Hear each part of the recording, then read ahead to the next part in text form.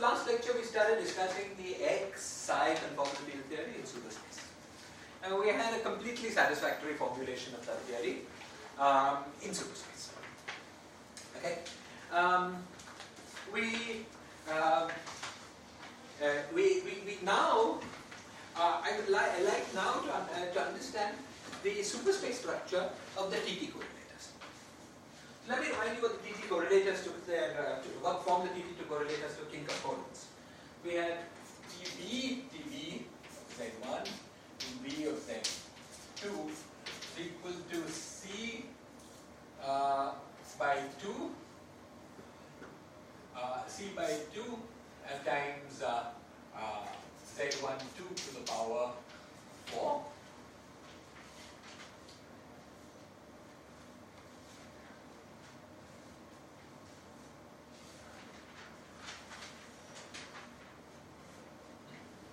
Okay.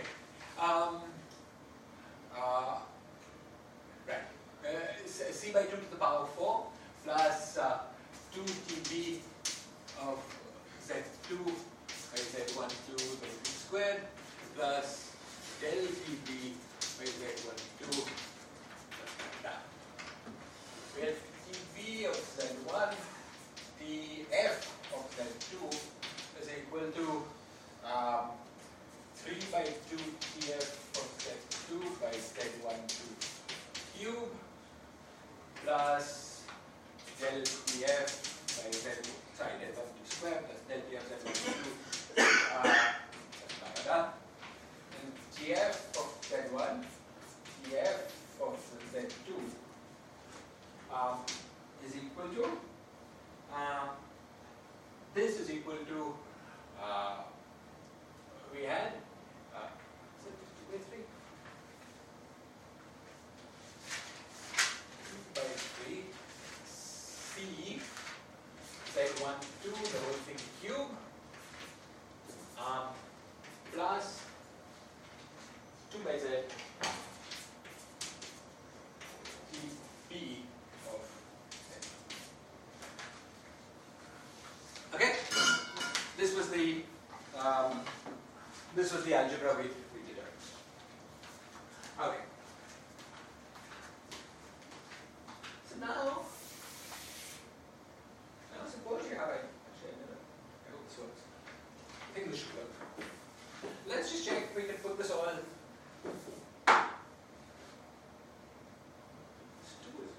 Let's see. Let's see if we define the following superfield. If we define the superfield, TF,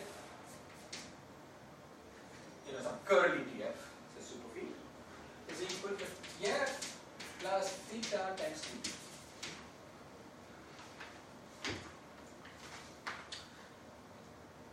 Okay?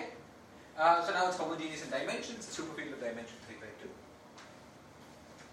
And then we try to write down the TT correlations, TF correlations. So TF is a function of Z1 theta 1, TF of Z1 theta 1, comma Z times TF of Z2 theta 2. Well, what should this be? This, presumably from here to match this, has to be 2 by 3 C times Z1 minus Z2 minus, remember this was the supersymmetric combination. Maybe this is a half something. We'll fix it as we go. Okay?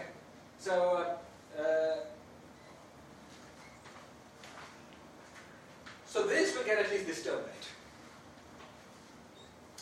Now, what about this term? We want some sort of TB.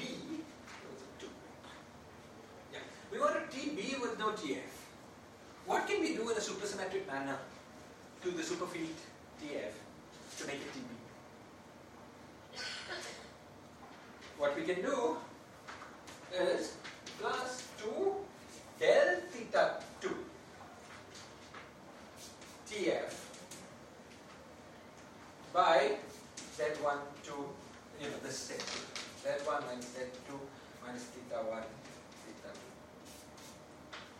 2. I may have some factor here which will fix it. There will be no TB.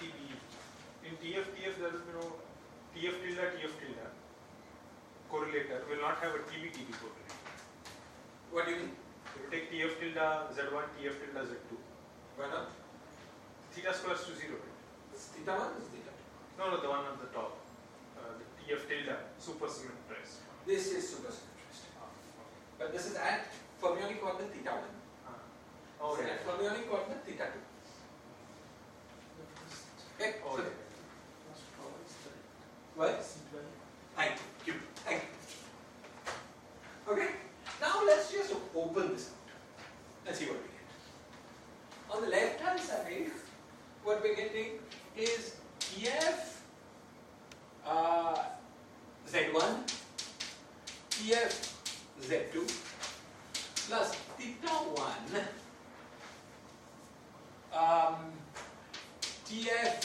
TB Z1 TF Z2 plus theta 2 TF Z1 TB Z2 plus theta 1 theta 2. Okay, and now we have to get the signs right.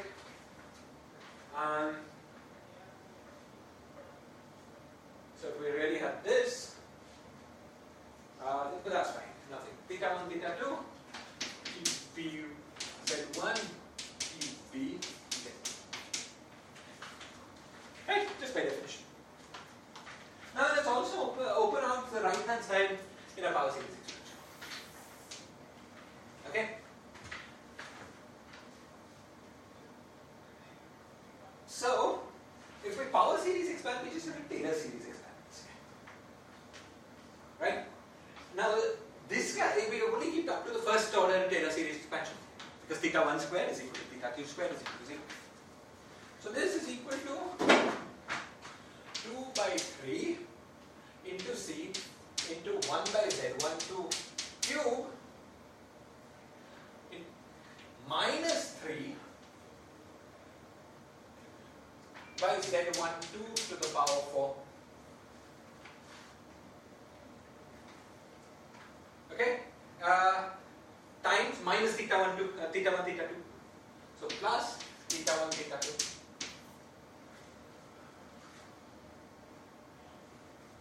Right? And that's it. It just stops there. It's a great thing about Taylor series expansion. Fermionic coordinates are very simple. You don't have to go too far. Okay. What about this guy? Let's first work out what del theta 2 of TF is. Okay? So, del theta 2 of TF has two terms. Can somebody who has notes remind me what the sign was again? Del theta was equal to d theta plus D or theta minus? plus. Plus theta theta. Okay, excellent. Okay, so there are two terms here.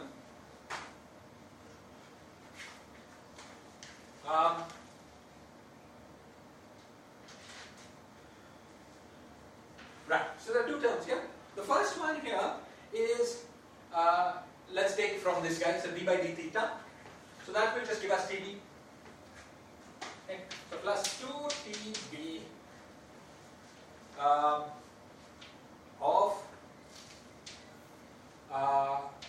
Z2. Okay, so I'm just writing out del theta df is equal to 2 TB of Z2. That's one term. And the second term is what? It is plus theta 2 times del Z of TF Z2. Clear? Okay? Now we put this divided by this. So this is this times this quantity 1 by this, which is 1 by Z12, same Taylor expansion, plus 1 times theta 1, theta 2 by z1 2 square.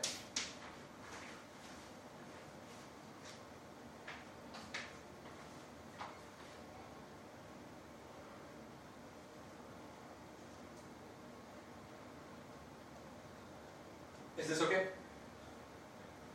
Okay, now we are, numbers are not given straight. Let me try. Okay, let's first work out everything involving just TF. Okay. So this guy here, okay, this guy here is del z TF by Z12. But I had it with a 2. What? There's a 2 here? Oh, Because second term in the. Sorry, let me remind myself.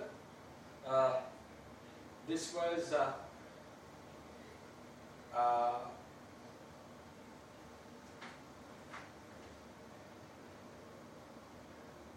I'm getting confused. I had this. I took the d by d theta. That gave me 2. There was a 2 there, right? Exactly. This was a 2 overall. Thank you. Okay, because of this 2. Sorry. Let me first just pure. Now, what I want on the right hand side here, I want this.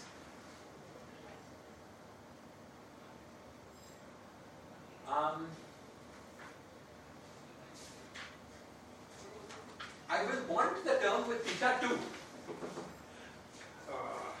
Give me one. I want to just get this normalization right. Which is the best one to use for that?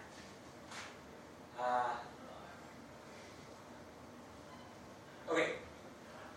Just 1 second. Sorry about this. Let's use this one.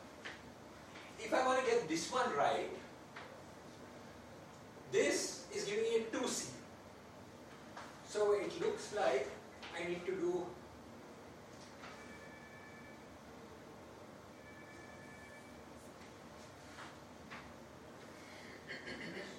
huh? 1/4. You're checking TBTB, right? Yeah. Theta Yes. is TBTB, but Yes. So then 4 TBTB will give me 2c. So TBTB will give me c by 2. okay. I think that no.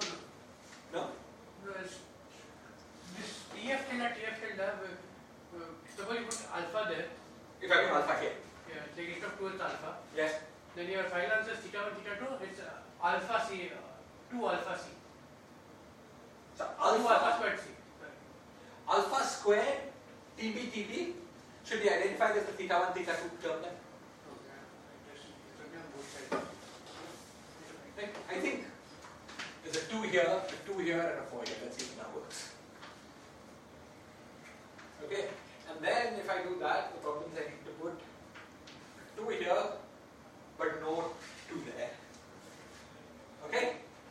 In which case, and then I have to check whether I want this. Yeah, I don't want it. Now let's see. There's a minus sign over there, right? Theta 2 and 2f1 will anti-commit. Yeah, okay. I can save it till the last if you want to see. Yes. You're right. Minus. Thank you.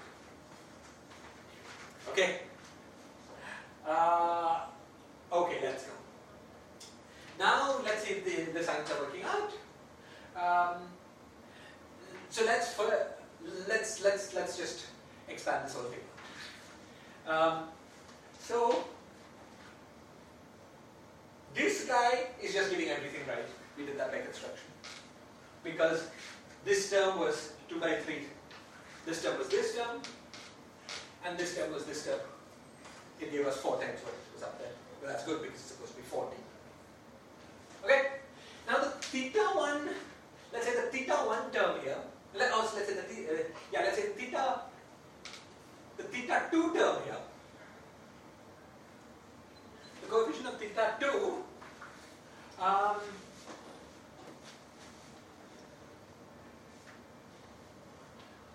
Now, the coefficient of theta, the coefficient of theta 1, the coefficient of theta 1 should be Tf Z1, Tb Z2 with a factor of 2.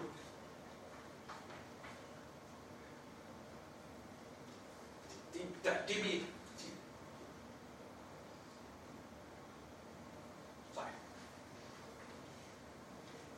sorry, okay, yeah. So the coefficient of, just let's read it up from here, of theta 1 is Tb Z1 Tf Z2 with a factor of 2. So let's look at the coefficient of theta 1. So the coefficient of theta 1 will come how?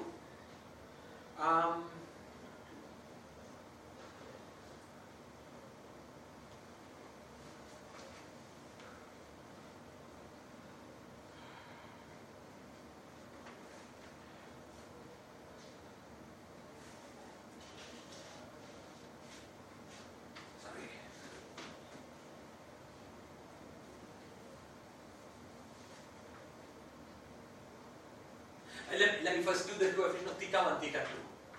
That should be Tb. So let me look at the coefficient of theta 1, theta 2 here. So this part is working okay, whatever here. Looks like I need to take this with this.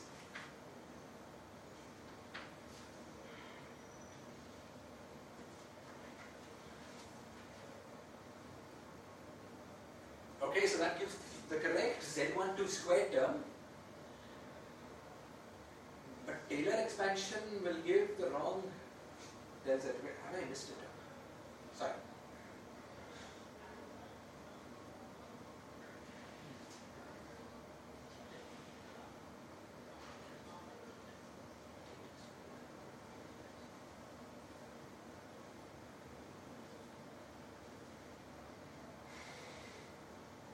Sorry, so what am I doing on this one?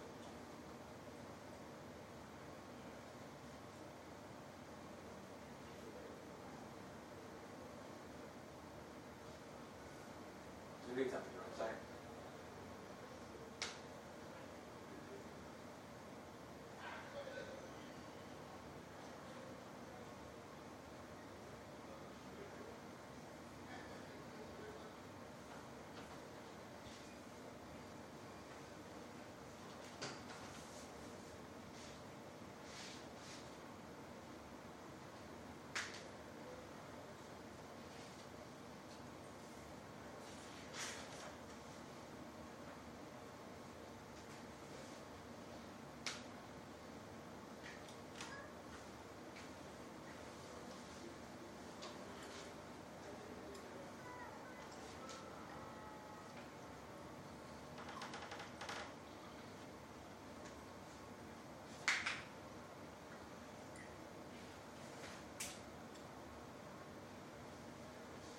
Have I missed something? Just one minute.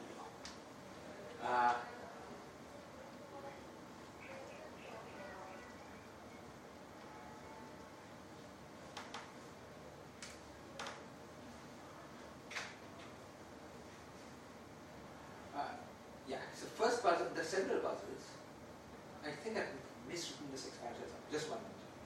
We'll find it in Pujitsky if he has it. But just one minute more. What is the first puzzle? The first puzzle is that in this way writing it doesn't seem like there is a pure theta 1 term.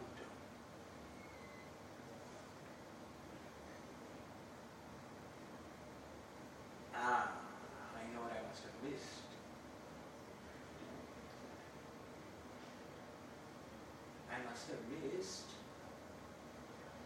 Let's see, just see, just one. What else could we have had in this expansion? You see, this is 3 by 2, 3 by 2, we have to have something of order of dimension 3. We could also have had a term. It was something times theta 1 minus theta 2.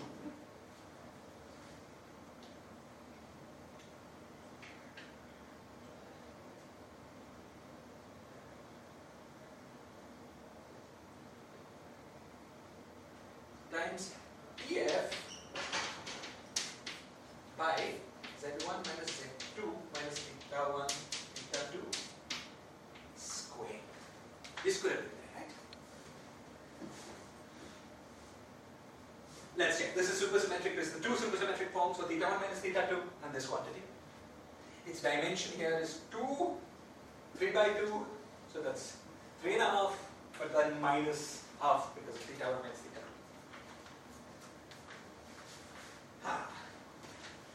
Now, 2 minutes more. I'll keep experimenting around. If it's taking too long, I'll do the algebra and get it to you next class.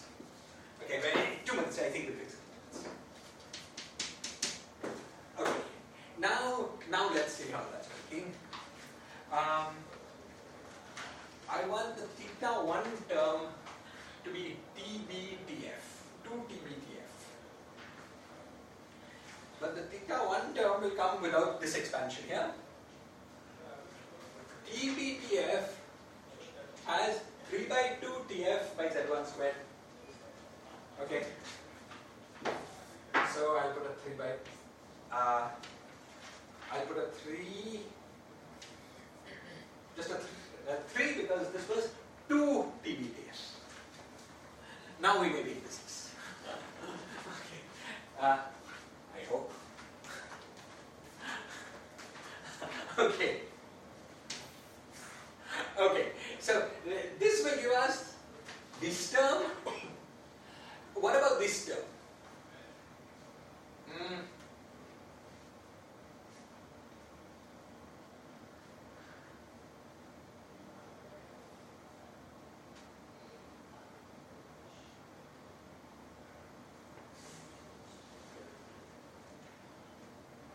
You think it comes from Taylor expanding, but then why is it giving a factor of 3?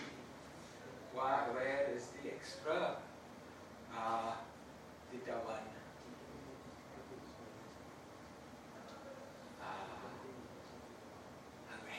Okay, yeah, you got it. It's not even dimensional. It's minus half plus 3 by 2 is minus 1. Sorry, plus 1. Plus 1 minus 2 is minus 1. Well, yeah, this is, so 3 halves plus 2, so 3.5, dimension 3.5? Minus half. So that's 3. Oh, you want sorry. Yes. This thing doesn't have a Taylor expansion, right? What? Why not? Because theta 1 into theta 1 theta 2. Yeah, so this you can just replace by this. That's what I'm saying. Yeah, basically, yeah, so you shouldn't worry about the Taylor expansion. No, I'm not worrying about the Taylor expansion of this, I was worrying about the Taylor expansion of the TF. Oh. Because this is Z1 square, Z12 square, we have to Taylor expand the TF to get the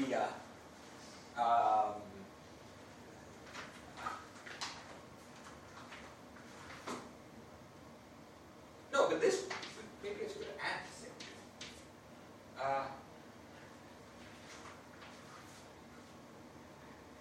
one more thing. I'm sorry, I should have done this before coming to class. Really should. I'm sorry. I should. Yeah. Just one more. One more. Wait, I'll give up and I'll get it for you to the next class. Sorry.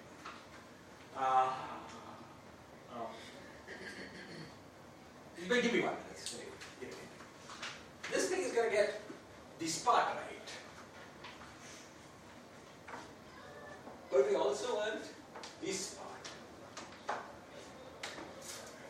Now,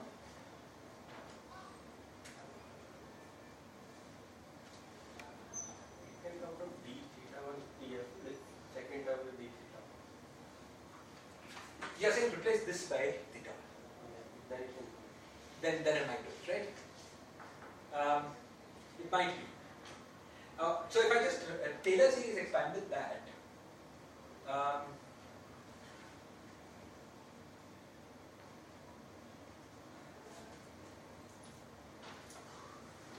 If I only have theta 2 derivatives, there should be a way of doing that with just multiplying by another theta 1 minus theta 2.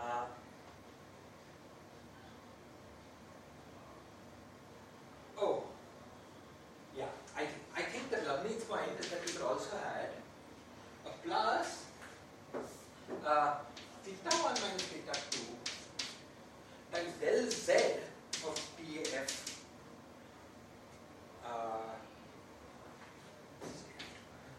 of TF2 over Z1 through.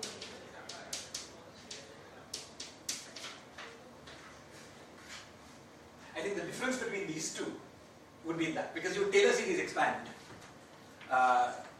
The Taylor series expansion is in the expansion of theta 1. So that's theta 1 minus theta 2 times theta 1, and that's multiplying a del z. Check that this has the right dimension.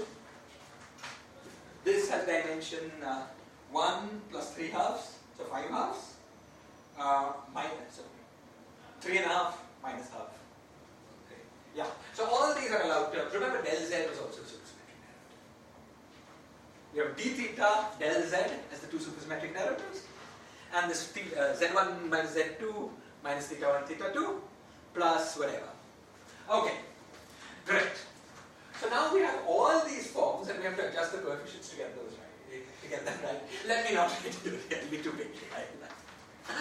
I'll mess up, and I'll give you one guess, and then we'll move on, and I'll confirm it. Just let me get the. Okay, let me get the TF, the derivative of TF right.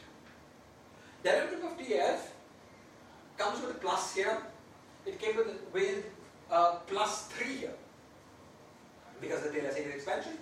So it looks like I need a minus 2. Okay, now let me see if it just works bang on, and then if it's not okay, right? Okay, so what have we done so far? We've got this one right, more or less by construction. Okay, we've got this one here okay. This part was okay because it was the this part was the theta 1 theta 2 piece from here, right? So that was this part. But this part we're getting with when we just Taylor series expand this, we get with an extra factor of, we get 2 instead of getting 1. So we should get a minus 1.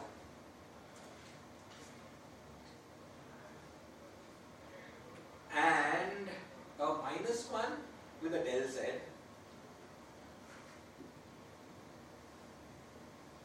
I'm getting a minus 2. Okay, I'm really sorry about this. It's really shoddy on my part. I should have done this at home before. I mean, I'll do it properly for you. Okay, you guys can try it also as an exercise, but I promise I'll give you the correct formula next time. There's some superspace formula which I don't remember, unfortunately. I thought I could just derive for you. Clearly, I was wrong. I don't think I could find it in the position schema.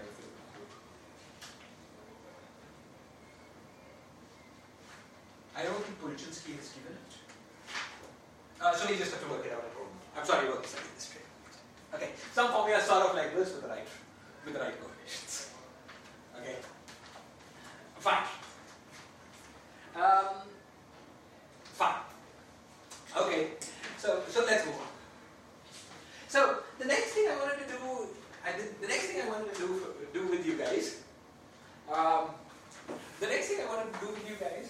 is to introduce you to the supersymmetrized version of the ghosts. So we completely understood the superconformal structure on the in the X psi CFT.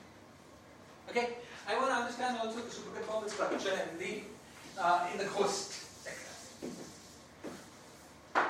Okay, so let me try to do that. So let's remember what we had when we quantized the bosonic string. Okay, we had two guys. We had a field B and a field C. Okay, let's remember what the origin of the field C was. Okay, the origin of the field C was in an unfixed diffeomorphism. C was a diffeomorphism. Its life started as C with an upper index mu. It's an infinitesimal vector field parameterizing diffeomorphism. Okay, and so it had a weight -1 because of an upper index. Let's remember what B was. B was those be reached by infinitesimal diffeomorphism. So B was a little infinitesimal metric. It had 2 indices down. So it had weight 2. So with this BC system, with weight with C with weight -1 and 2. Now, if we went through this whole structure in superspace, okay? If we went through this whole procedure in superspace, you could imagine that we would get an infinitesimal fermionic diffeomorphism.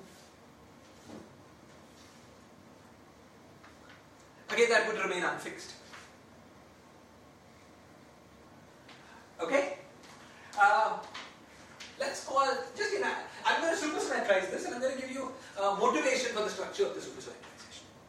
Okay? So the BC system had its origin in unfixed diffeomorphism and the metric field. Okay? You can imagine that its superpartners would have its origin in an unfixed fermionic diffeomorphism and an unfixed spin 3/2 field. The Ravi-Tashlinga field. So supergravity multiplet has, along with spin 2, its superpartner spin 3/2. Okay? And along with the diffeomorphism, it's accompanied by spin 1/2 component of the diffeomorphism. Okay? So this would suggest that this gamma here has weight -1, and the analog of B, which we call beta, would suggest that it has weight 3/2.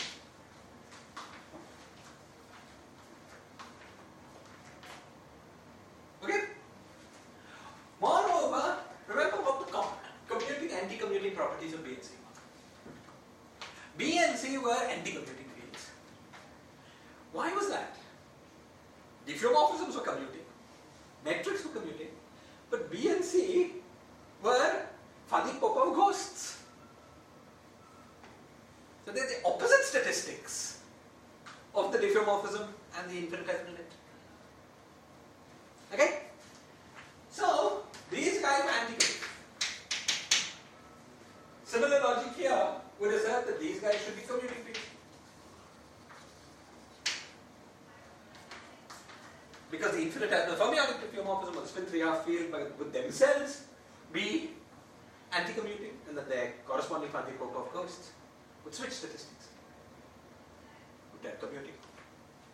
But we use that only as a trick to get compute the determinant then, right? Now again you'll have the determinant already in the new upstairs, so you can directly use fermions to compute the determinant. You'll have the thing, yeah. No, but you will want to get the determinant opposite to where it came. So let's see. Right? So whatever you just invert. So the Faddeev-Popov determinant for the anti-commuting thing should be commuting. So this is the structure that you would suspect for the BC conformal field, for the BC conformal. Okay. So once again, now what we're going to first do is I'm going to explain to you how it works. First in components, okay, and then superspace.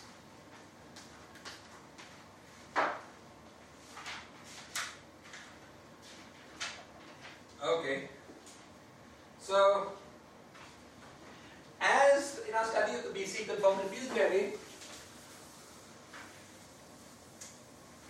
these special values -1 and 2 were a particular case of a range of possible values, which is lambda -1, lambda, that stuff. So we'll work with the most general case and then specialize later. So let's look at the following. We will define the superconformal field theory with HB is equal to lambda, HC is equal to 1 minus lambda. So that lambda equals 2 was the special value of the BC system. But H beta will be equal to 3/2, so lambda -1 or -1/2, and HC will be equal to 3/2 set lambda equals 2, you get the values that we expected from on physical grounds. Okay? We'll be able to define a superconformal field theory with all of these properties. Okay. So, the action for this theory, first in components and then we will understand it in more detail. SBC is equal to 1 by 2 pi integral d to z b del bar c minus plus beta del bar.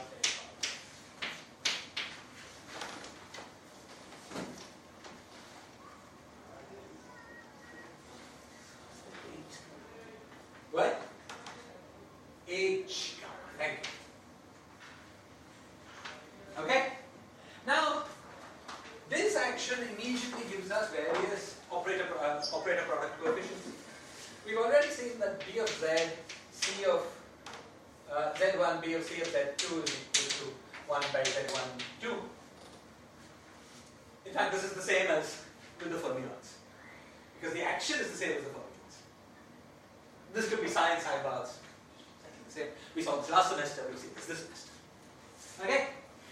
Now, the action for these guys is basically the same as the action for these guys is basically the same as the action for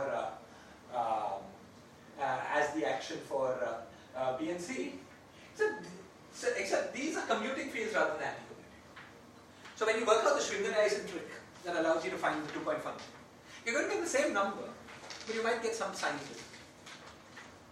In fact, we know that we should get some signs different because here we have BZ1, CZ2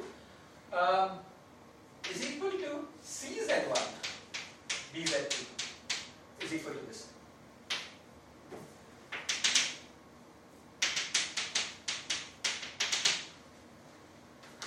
And the fact that we didn't pick up a minus sign was compensated by the anti-commuting nature of B and C. Okay? So, in this situation, what we only one of the two of these will be the same as this, the other one will be minus. You have to go through the algebra a bit carefully to see which is which. I'm not going to, I'll just give you the answer. Right, it's the same calculation we did, let's say, for the Schwinger-Dyson equation for the fermions, just carefully keeping track of the signs. In fact, be careless about the signs, because the signs are easier because they commute. Okay. Okay, and let's see.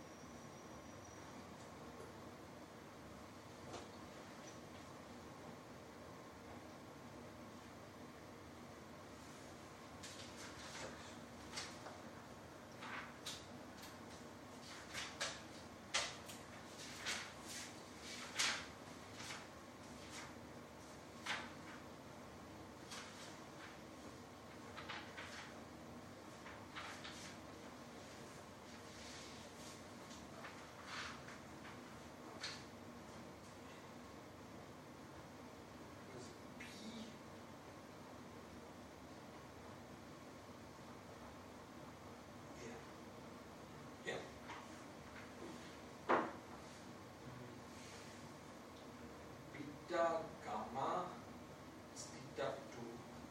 So yeah, we have theta Z1, gamma Z2, equal to minus 1 by Z1, 2, and gamma Z1, beta Z2, plus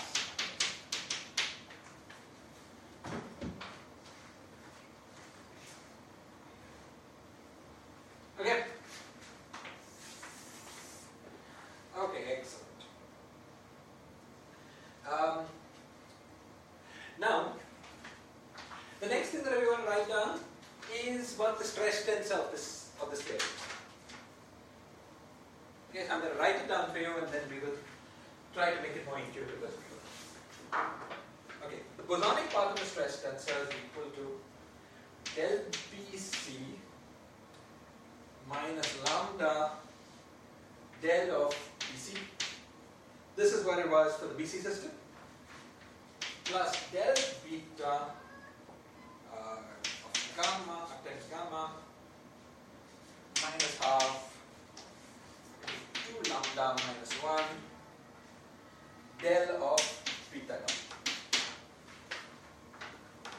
The fermionic part Tf is equal to minus half del beta c plus 2 lambda minus 1 by 2 del of beta c minus 2 beta.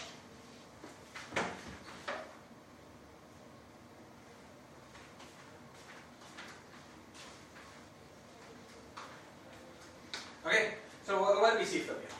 Firstly, the stress tensor is a path associated with the BC CFT and a path associated with the beta gamma CFT. Okay, so this is just the sum at level components, the sum of the BC CFT and beta gamma CFT. Very much like the free boson theory and the free fermion theory, which is sum of the free bosons and the free fermions. Okay? However, Df, of course, has one, is an anti-communicator, so it has one of the BC system and one of the beta gamma system. It mixes the two. So this is del beta c, del of beta c and b gamma. Let's check that the dimension is always 2. Okay?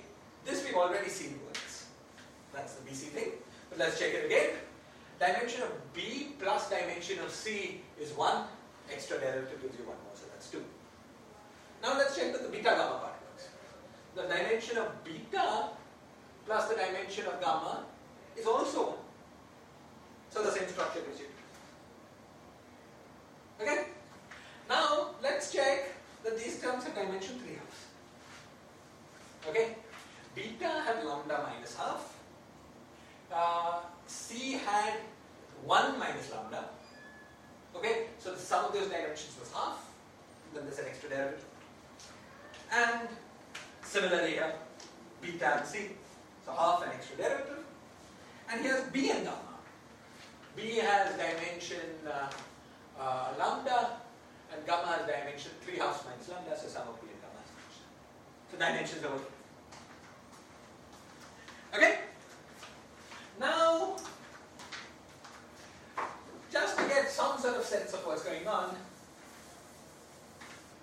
we're going to compute the central charge of each of these two theories. This we've already done last semester, but I'll just redo it. And this is the new thing. Okay? So, let's first compute the central charge of the BC system. So, del BC minus lambda del of BC. So, this thing is at Z, and then we have del BC minus del of BC. Let's say this is at Z1, this is at Z2. Z2. We want to take the terms where everything is completely contracted. That gives us the central charge. So we have 4 such terms. This with this, this with this, this with this, and that with that. Let's take them term by term. Okay? So let's do this with this. So firstly the signs. C with del B, no sign. Del B with C, no sign. So no funny fermionic signs. Okay? So we have C with del B is del 2 of 1 by Z12. 2 because the derivative was here. And this guy was del 1 of 1 by Z12. Right? So this is what I got from this and this. Do you agree? Okay? And so we get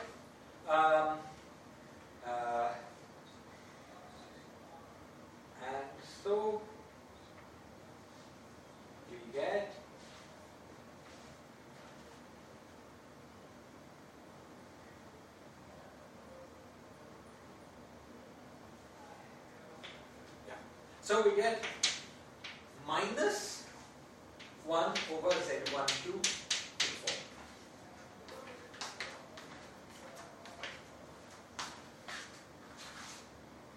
That's the first step. Right. right, the sign from take derivative of Z12 cancels because you do it twice, but the sign from del 1 and del 2 is minus. Okay. Now what about this guy with this guy? I'm doing this again so that we can compare with what we do with the beta gamma. It's the same thing but with a few extra signs. Okay. What about this guy with this guy? So now what about the structure of the contractions first? You see, we'll take all derivatives last. Again, C with B, B with C, no funny fermionic signs. Minus lambda, then del 1 on this contraction, 1 by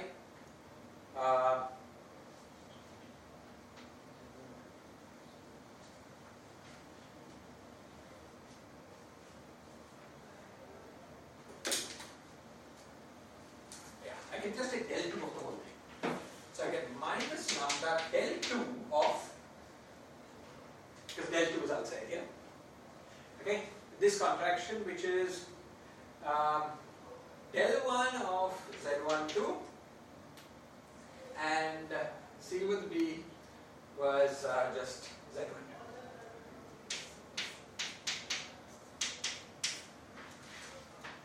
Okay, so del 2 of the whole thing. Okay, so this is minus Z12 cube when I take del 1 plus. Then I take del 2 of that,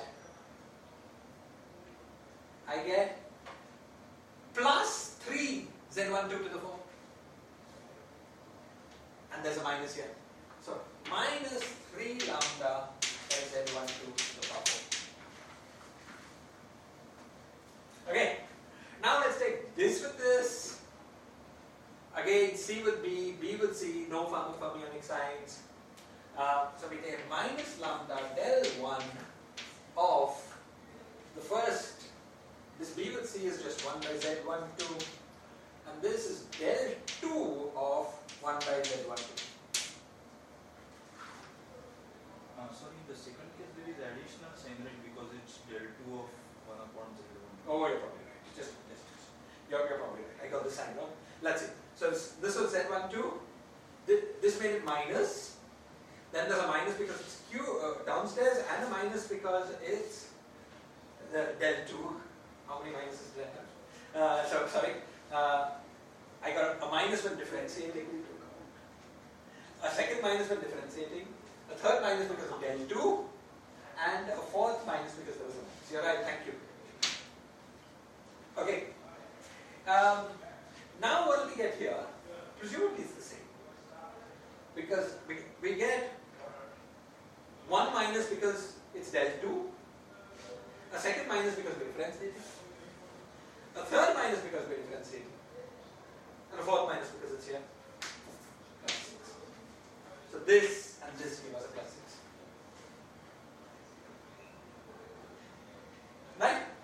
And then finally there was this and this. So that's minus lambda squared del 1 del 2 of 1 by Z12 squared. Okay? So of course the factor here will be 2 times 3. Plus lambda. Plus, thank you, plus lambda squared. The factor here will be 2 times 3, so that's 6. But what about the minus signs?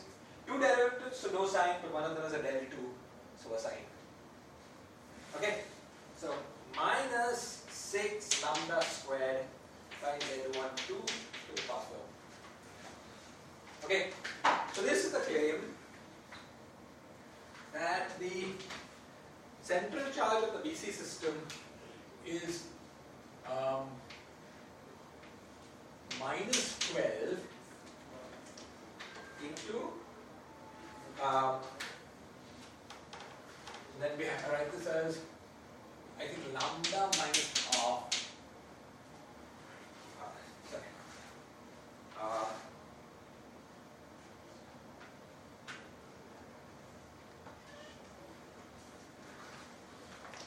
Let's write it out. So the central charge is the coefficient of Z12 to the 4 is minus of 6 lambda squared minus 6 lambda Plus 6. uh, Plus 6. plus 6 lambda plus 1 minus 1. Okay, let's leave it as that. So the C is equal to minus 12 lambda squared plus 12 lambda minus 2. Okay? And just do a couple of checks. If lambda is equal to 2, this should be minus 26. So is that working? So that is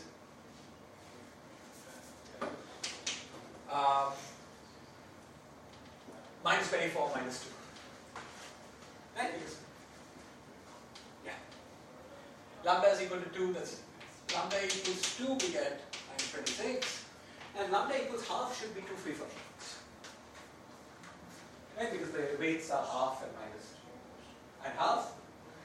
Lambda equals half, so that's 1/4, so that's minus 3 plus 6 minus 2, so that's 1. So that's good. Okay, this is good formula for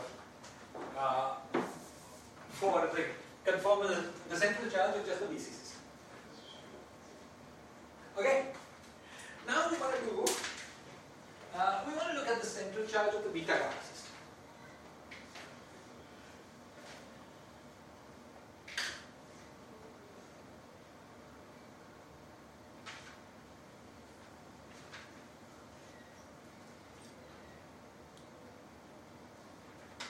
And I just want to quickly redo this calculation.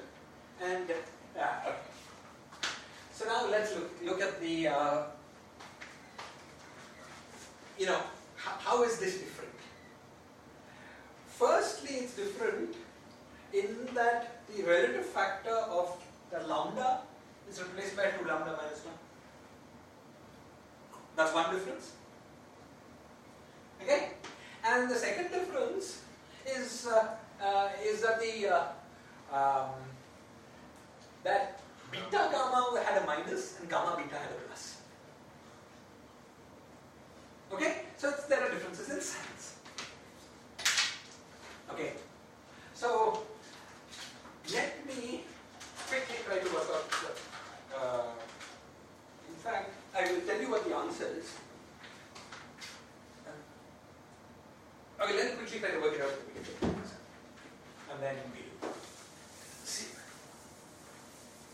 So we'll keep the BC system thing on the board. And see if we can emit it. So there's del beta gamma, that was like this del BC, minus, and let's call this lambda prime. Lambda prime is lambda minus half. Okay?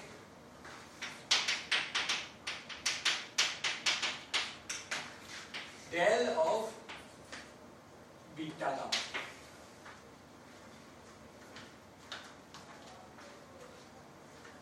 Okay?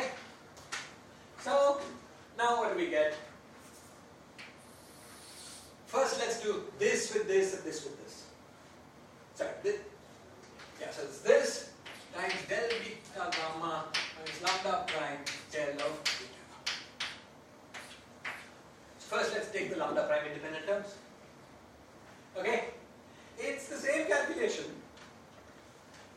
as this, except that we have a gamma with a beta and a beta with a gamma.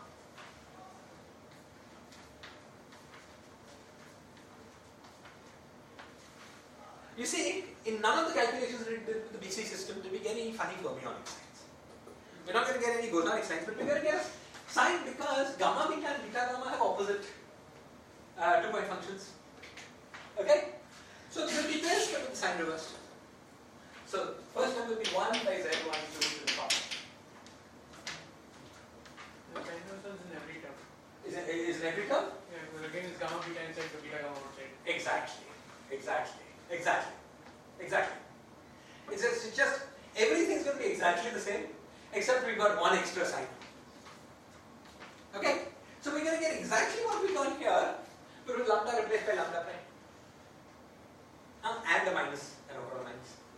Okay? So C prime, the thing of the beta gamma system, is equal to minus 12 lambda prime plus 12 lambda prime minus 2 with a minus sign. Okay. Now,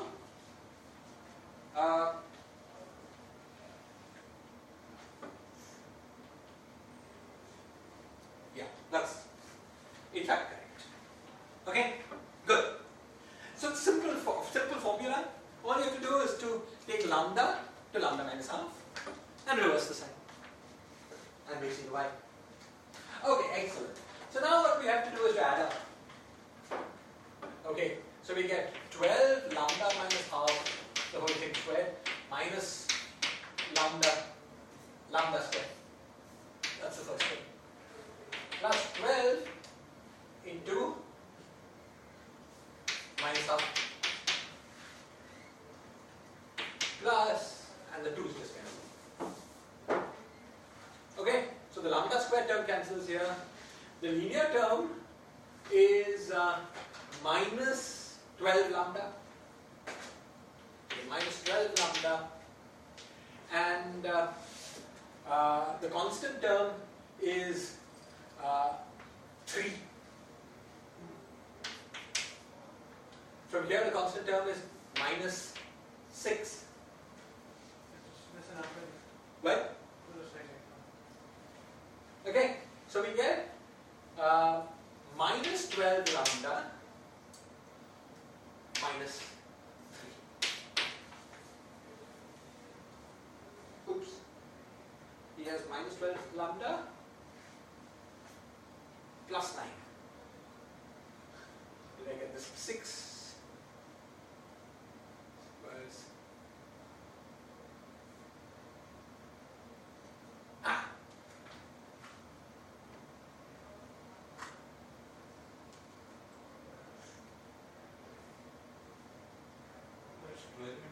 was this was 12 into plus half?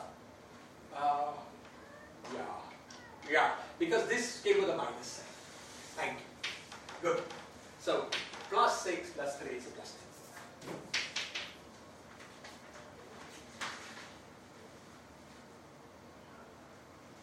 Excellent. Now we're done. We know that what we are interested in is this system with lambda equals 2. Okay? So we are interested in this system with lambda equals 2. So we put lambda equals 2 here, and we find that the central charge is minus 24 plus 9. So when lambda is equal to 2, C is equal to minus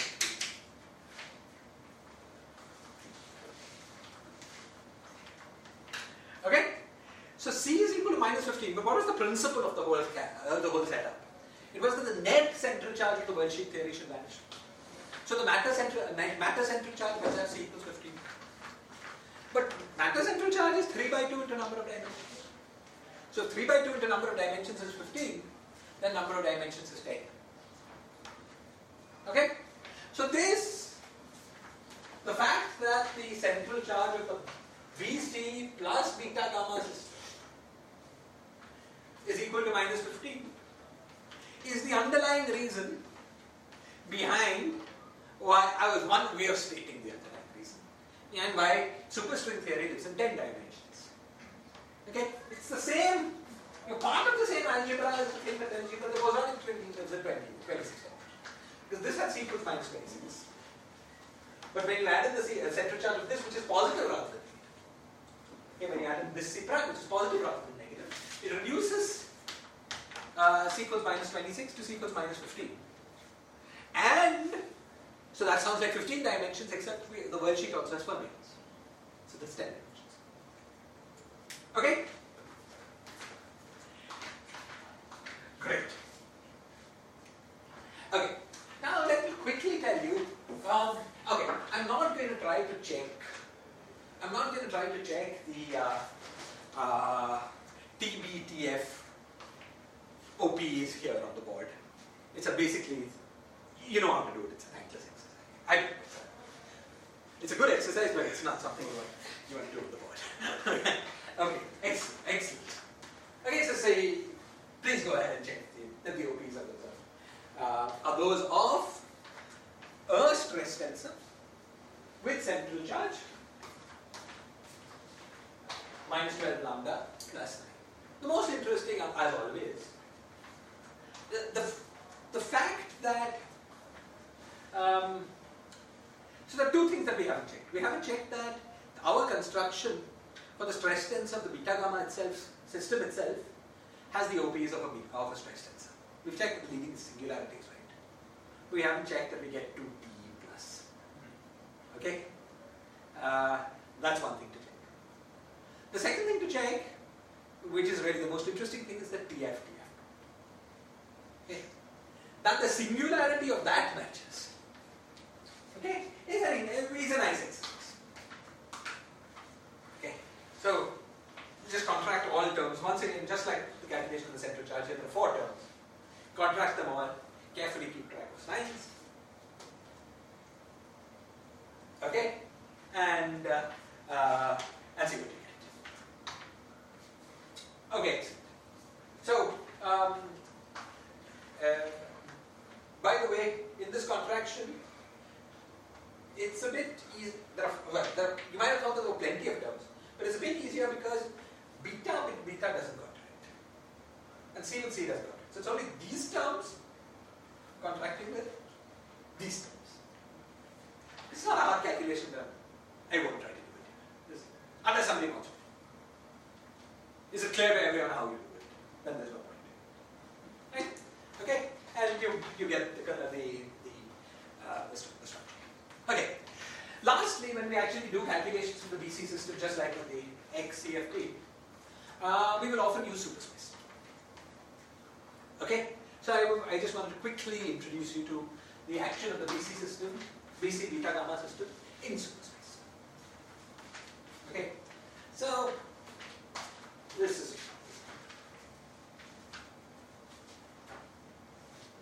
you can work this out in superspace for any value of of lambda. We of course will be interested basically in lambda equals 2. Okay, so first we define the following superfield. We define the superfield capital B is equal to beta plus theta times B. And we define the superfield capital C is equal to gamma is equal to C plus theta. Let's see if this makes sense. This makes sense only if the dimension of B is half more than the dimension of beta, which is 2. And makes sense only if the dimension of C is half, of gamma is half more than the dimension of C, which is also true. Okay? So if we wanted to put B and beta into one superfield, and C and gamma into another superfield, and you see, of course, from all the formulas that B and beta play analogous roles and C and gamma play analogous roles. Now this is the only way you could have made such a superfield. Okay? Now what we want to do is to understand what the superfield action is of the BC system. Okay. Great. So of course it has to have one beta superfield. So let's see what are the dimensions of these fields. This field has the same dimension as beta, which is lambda minus half. This field has the same dimension of C, which is 1 minus half. 1 minus lambda. So the dimension of this plus the dimension of this is equal to half. It's 1 minus half lambda squared. So if we multiply a B superfield and a C superfield, we get dimension half. Okay? But what did we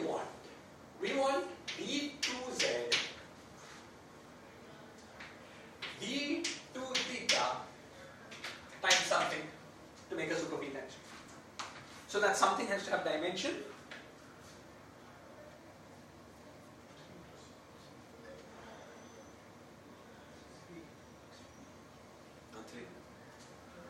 What do we know about integration in superspace? Yeah, it should not be. It's the same as differentiation in superspace. Integral d theta doesn't have dimension minus half, it has dimension half. Okay. Okay. So this whole thing should have dimension 1. You remember how it worked for the x superfield? We had d theta x, d theta x. Each of these was dimension half. X was dimensionless, dimension. Okay? So it's some expression that has to have dimension 1. Okay? Now, I put this right. It's 1 minus lambda and 1 minus lambda and lambda minus half. Okay, yeah. So we've already got dimension. We've already got dimension half. We want to hike it up to dimension 1. There's only one alternative. Only one thing we could possibly do. What could that be? Exactly. So the only thing it could possibly be is to have a single d theta. So it's going to be b with a c with a d theta. Which one does it act on? It doesn't matter because you integrate by parts. Yeah, d theta on anything, just 0 because it's either theta derivative or z derivative, both of them integrated by parts with 0. You understand? So you're allowed to integrate by parts with the d theta space. So basically, the only possibility was b d theta c.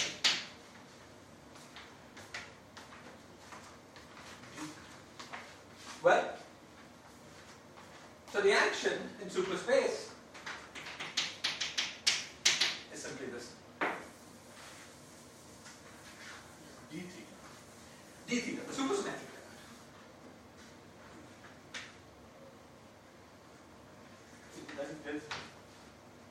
Yeah, sorry. D theta.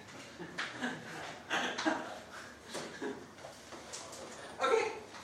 Now, of course, it's a simple job to expand this out to see that you get the correct action in components. Let's quickly see that. Okay. So that's beta plus theta b times d theta, which is del theta plus theta del z, acting on c plus theta 1. So let's work this out. This on this is 0. This on this gives gamma. So that's gamma. This on this gives plus theta del zc. And this on this is 0. So we've got this times this theta plus theta b.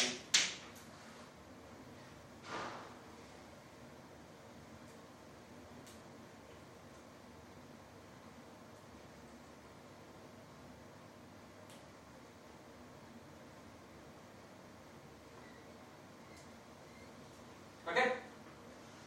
So,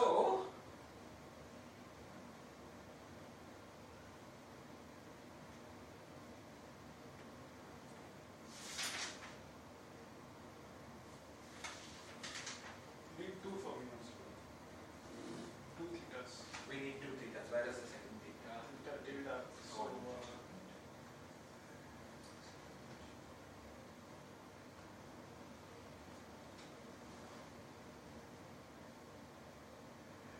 Yeah, sorry. We need thetas. Okay. This is going to be the expansion structure of on shell. So in general, we've got an this is correct, where B and C are arbitrary superfields of shell. Okay? So B and C are arbitrary superfields of shell. So B and C are just wherever they are. This is a function of theta and theta 1. Theta and theta tilde. Now if we take, I want to see that I get the same action on shell. Firstly, let me see what the equations of motion are that follow from this equation.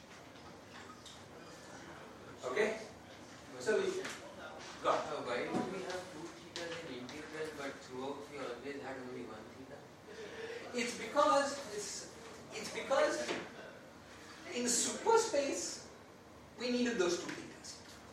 Right? We've got an action in which the full supersymmetry algebra is implemented. Like there's d2z. It's not like an action over integral dz. Okay? So we need that, but the equations of motion should tell us that these things are functions only of theta and z. Very much like this. If we looked at the fermion, the action was psi del bar psi d2z. Psi was only a function of z, but the action involved d2z. How did these two things come together? They came together because the equation of motion told us that del bar psi was equal to 0. So as a consequence of the equation of motion, that everything is a function only of theta. But none of the fields we wrote down had a theta bar component. Yeah, only here have I written down, and I just wrote it down. Okay, so what we should do is to imagine that B is an arbitrary superfield. So it has a constant part, a theta place, a theta bar place, and a theta bar place. Okay, what I wrote down here was after the equation of motion. So let me work this out. Okay, so what is the equation of motion? Here the equation of motion with respect to B is that the equation of motion with respect to B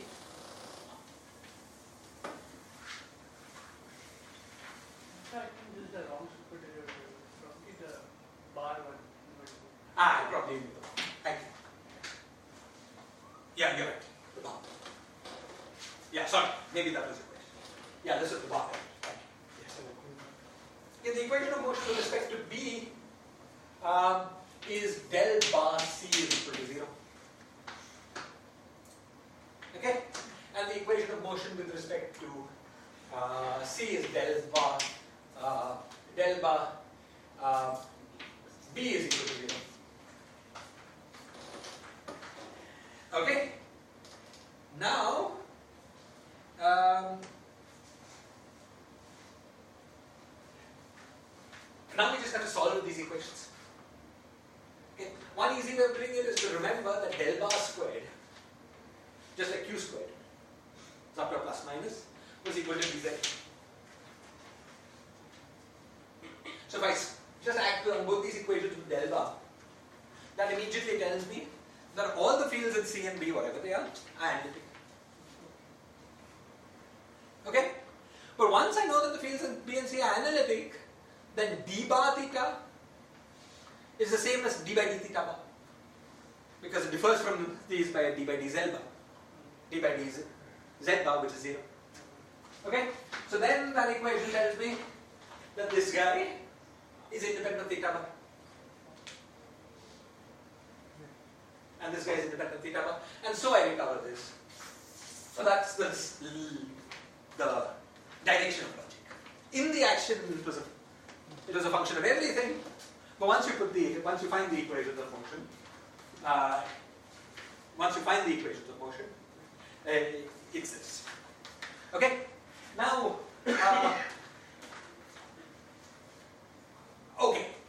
to actually show that the action reduces to the action in components would require you to expand the action, including the auxiliary, including the terms which are the coefficient of theta bar and theta bar, find their equations of motion, plug them back in, and you'll get this. Moria is guaranteed to get it because both actions have the same equations of motion.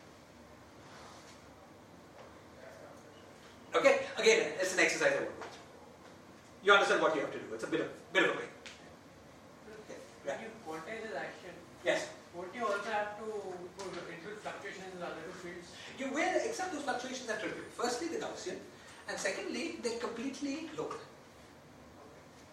It's very much like what we did with the x thing. Okay. Do you remember the full action when we expanded x? There was it was the ordinary x, the superfield x, ordinary x plus theta psi plus theta bar psi bar plus f theta bar. And then when we looked at the full action in terms of f, it was just x squared. No derivatives or anything like that. So that made f just like a Lagrange multiply. In fact, a Lagrange multiply multiplying nothing. When something's totally local, it does nothing. It's because imagine doing the path integral side by side, you can do the path integral over. It affects nothing, no propagation.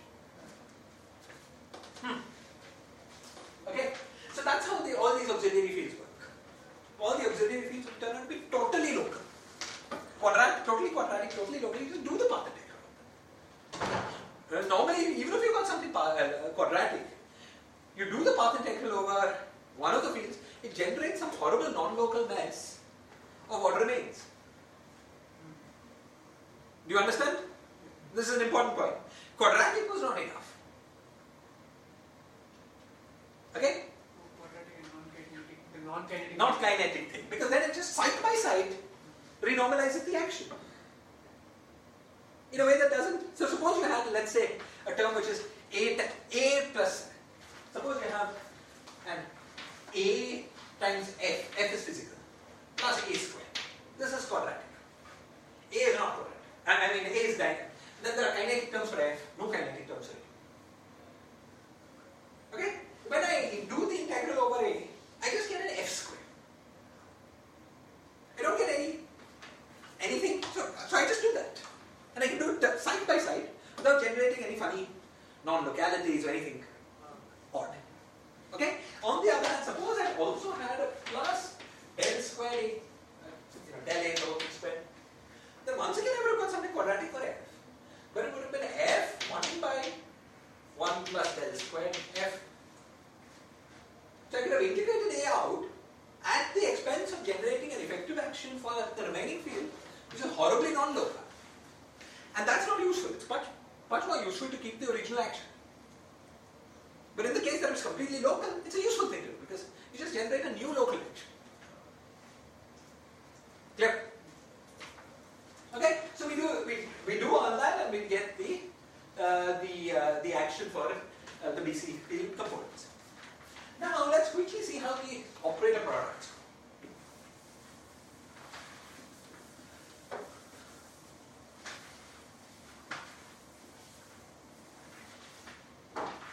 Okay, let's quickly see. Can we do the separate counting directly starting with this actions?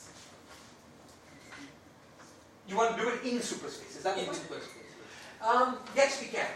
Yes, we can. So for that, it would be what's nice is to try to get an expression for the stress tensors in superspace. Okay? Yes, we can. So we're heading towards that. Yeah. Modulo that I didn't quite get the first thing there. Because then you would want a super stress tensor. Okay, I'll ask something. In that case, will all these auxiliary fields automatically drop off? Yeah. When we talk about this, the stress tensor, the stress tensor is a multiplet on shell. We're interested in on-shell stress tensor. So when are we interested in things off-shell? Only for writing actions. Once you've written your action, which is really something in your head, physics doesn't know about the action. Some calculational device so you can make a path integral. Okay? The actual operators of your theory are always on-shell. Their correlation functions obey equations of motion. We are only interested in insertions inside the path integral. They obey equations of motion. We're only interested in on-shell, with no auxiliary fields. You understand? Okay? Because auxiliary fields by equations of motion are related to other fields. We want to put auxiliary field contact terms. You could have them, but you see, you never deal with those auxiliary fields in the first place. They were not operators. So you could try to understand correlation functions of those auxiliary fields, but you never need to, because they're not independent operators in the theory. So you could, that would just be a new definition. That, it would be correlators of your physical fields plus some contact terms. But it's just a new linear combination of correlations that you anyway compute. Not necessarily a simple linear combination because of the contact terms. But you never, that's not in the spectrum of operators of your theory. Imagine you're doing the bootstrap program, you never see the auxiliary fields. That's what I mean by they're just in your head. They're not really in the theory. Is this clear? But if I try to understand central charge using like degrees of freedom counting, Yes. and I'm naive at this stage, and like I try to integrate over all the fields, even the auxiliary field, and why should I not count them in my degrees of freedom at this stage when I write down the answer? Well, you should not count them because they are not dynamic. Let's try to understand what a field that has no kinetic terms. You see, a field that has no kinetic, any field can be thought of at quadratic level by kinetic term plus mass term. What the absolute value of the kinetic term is has no meaning, because you can always rescale it. Absolute value of the mass term is no meaning, because you can always rescale it. But the ratio has a meaning, so that cannot be rescaled. How do you get no kinetic term? It's by taking the infinite mass limit. So a field with no kinetic term is a field that is infinitely massive. So at no finite energy does it propagate. It does not degrade of it. Clear? Okay, excellent. Fine. So now what we want to do is to understand the OPs in superspace. Okay. So now this circle equation which I wrote too soon we've justified. Okay. It's true on shell, so it's true with the OPs. Okay. So now what I want to do is to ask what is the B Z1 theta 1 C Z2 theta 2 OP.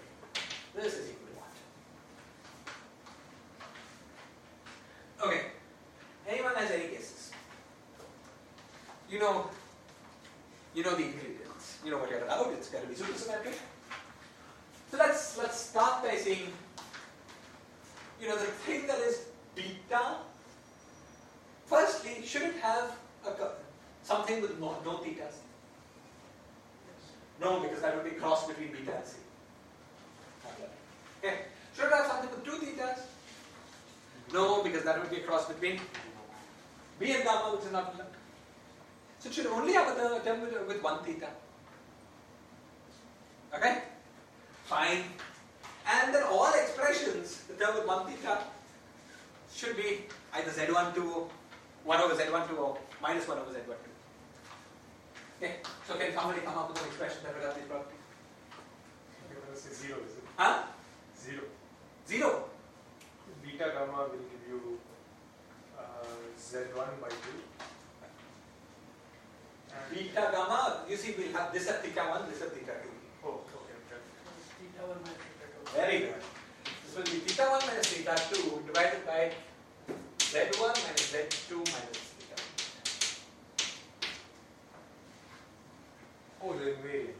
What? The invariant which was invariant. We have to have only invariants. That's why I've written this denominator in this form, even though it's totally redundant. Because when I Taylor series expanded, either it's a theta 1 or a theta 2, so you get 0. So I could as well have written just Z12, but I've written it in this fancy form just to emphasize that it's okay. Right. Now let's expand this out. When we expand this out, we get theta 1 by Z12 minus theta 2 by Z12. When we expand this guy out, we get theta 1 B gamma. B Z1 gamma Z2.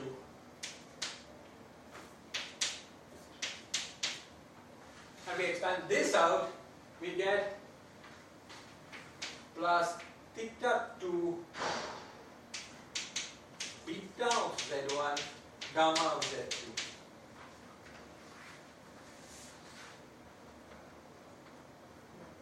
Right?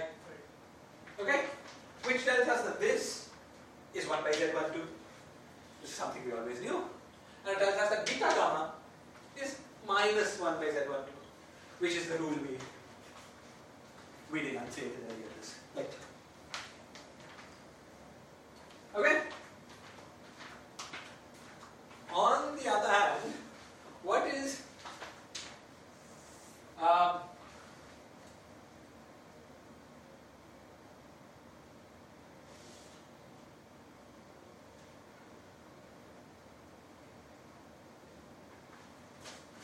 yeah, this is basically not good.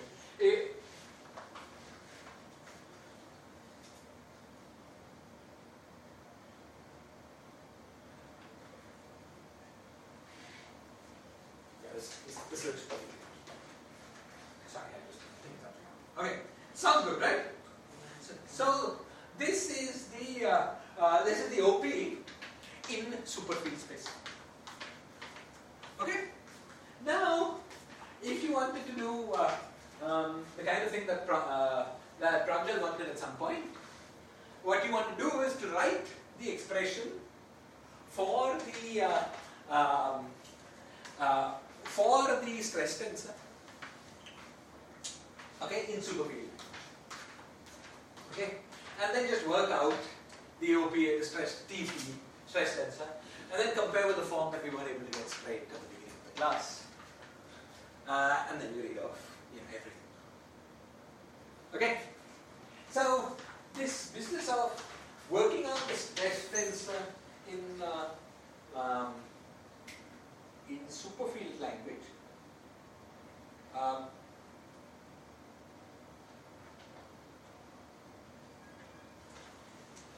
Already for the X psi CFT, there's the question of what is the stress tensor in superfield language, and there's only one candidate.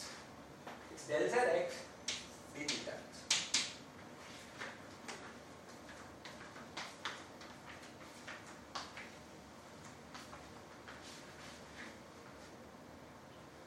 Okay, this is essentially the only candidate for the stress tensor multiplet in the XI theory.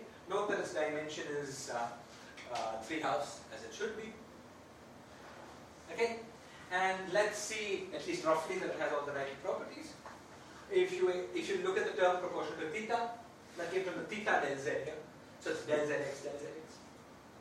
You look at the term with no theta, okay, that came from the del theta here, so that came from the psi,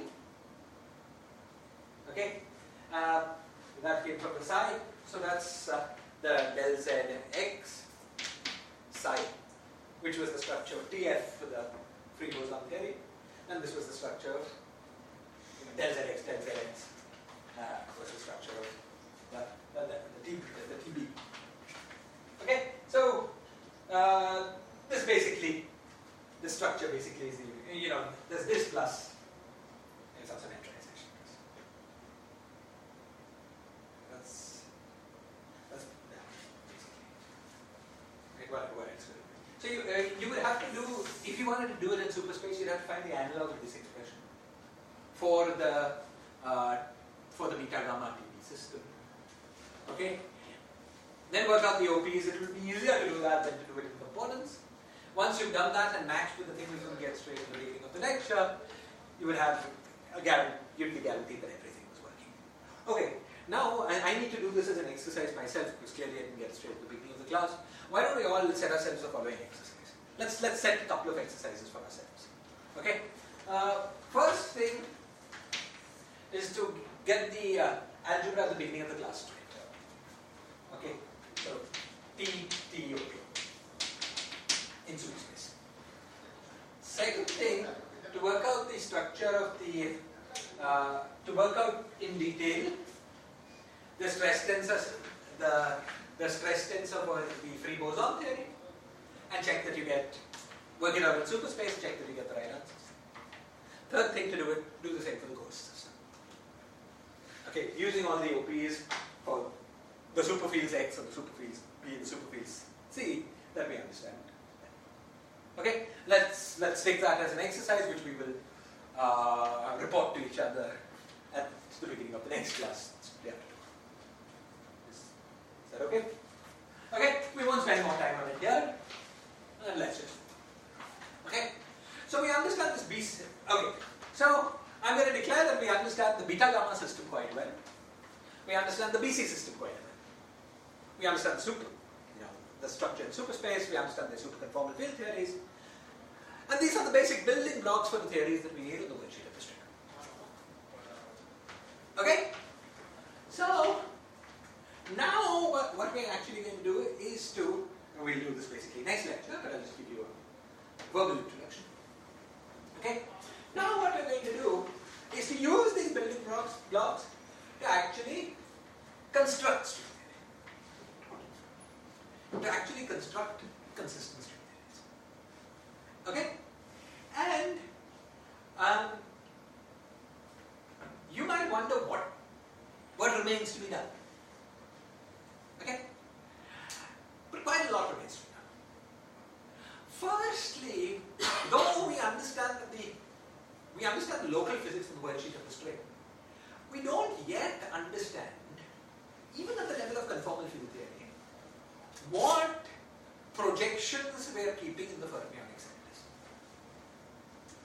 You remember the discussion we went through 1 or 2 lectures ago, where we looked at the theory at square root 2 times the self-dual radius, and found that it was dual to a fermionic theory. But the rules of the bosonic theory, which were totally unambiguous, told us which states we kept in the fermionic theory. And the rules were that we kept states with the projection under the under a projector minus 1 plus minus 1 to the power f is equal to 1 in the this is of course convention dependent, but it was essentially 1 in the NS sector and minus 1 in the Riemann sector. Right? You remember there, just to define this fermionic theory in a way that made sense, all operators were mutually local, would have a modular invariant partition function. It required us to project the theory at this project. Okay? So the first question we have to ask is, what's the deal with the fermions? Do we have NS sectors and Riemann sectors? We must, because of the qualitative argument of modular invariance we did last time. Do you remember? That the partition function of the theory, okay, that if we're interested in partition functions, we always take antisymmetric boundary conditions around the time circle. Okay? So we can't get away with only symmetric boundary conditions in the space setting. Wouldn't be consistent with modular invariance. You remember we went through this qualitative. So we must have both sectors. Next question, within these sectors, what are the rules? What are the projection rules? Okay? So these are questions just about the basic world sheet conformity. And then, in addition, we need to know the rules of string theory. So the rules of string theory were, the rules of string theory for the bosonic string were that vertex operators were elements of BRST cohomology. Okay? Or a more simple-minded way of saying it was that vertex operators was one-to-one. You remember there was a one-to-one map between elements of this cohomology and dimension 1-1 primary conformal operators made entirely out of matter fields. So if you ignore the ghosts, the rules of the string theory were that vertex operators were dimension 1-1 conformal primaries. Firstly. Secondly, the rules of string theory involved doing funny things. We had to choose some operators and keep them fixed on the world sheet. And other operators were integrated. Those operators that were kept fixed on the world sheet, their insertion was C times the matter vertex operator. Those operators that were integrated over the world sheet, their insertions were just the matter vertex operator. What are the corresponding rules here? So that's the second question to ask. Okay? So the first question is in some sense simpler. Just a question about what, it's a different kind of question. It's a question just about world sheet conformal field theory. You want some well-defined world sheet conformal field theory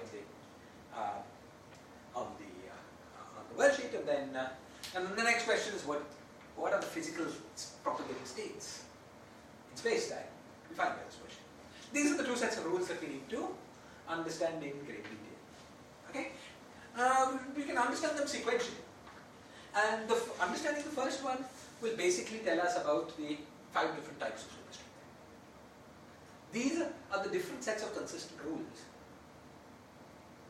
for what to do with the fermions. Okay? And the next lecture we will dedicate after completing our algebraic exercise to completely understanding the Polchinski gives a beautiful classification of all consistent possibilities. Okay? So we will go through that classification. And we will find the supersymmetric theories as well as exceptional non-supersymmetric consistent possibilities. Type 0 theory, non-supersymmetric quadratic theories as well. Okay? And then after we complete that exercise in the subsequent lecture, we will turn to the rules for scattering. We try to understand what to do with vertex operators and all of that. Okay?